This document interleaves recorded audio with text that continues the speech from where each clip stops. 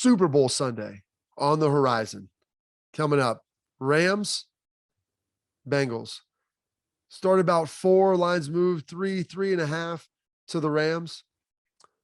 As they're laying a little over a field goal.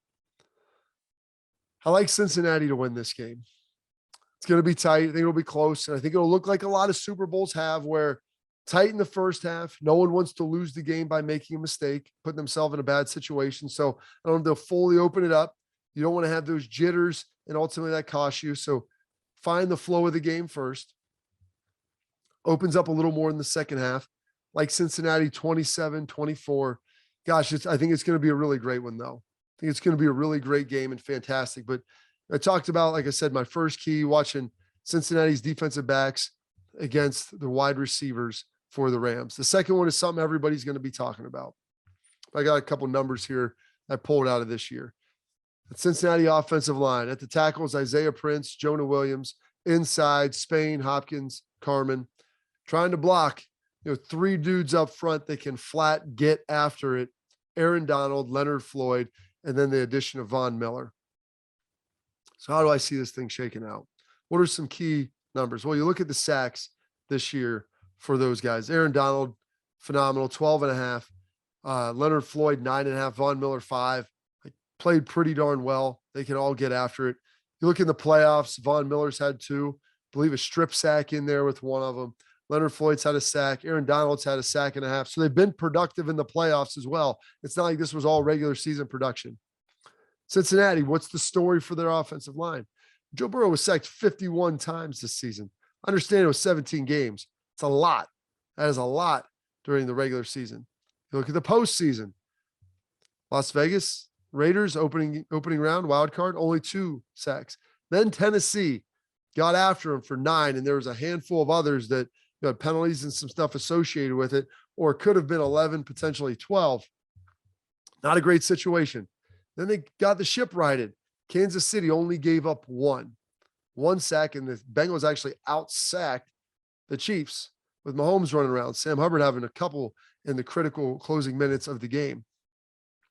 So as I looked at this, and went through, Cincinnati, when they've given up 5 sacks or more, 1-4, not a great situation. Not a great situation at all. They found a way.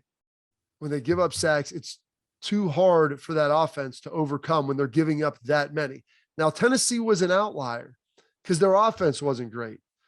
King Henry didn't really go off. Derrick Henry didn't have the big day they wanted. They were able to run the ball okay, but not fantastic. Ryan Tannehill turned the ball over 3 times.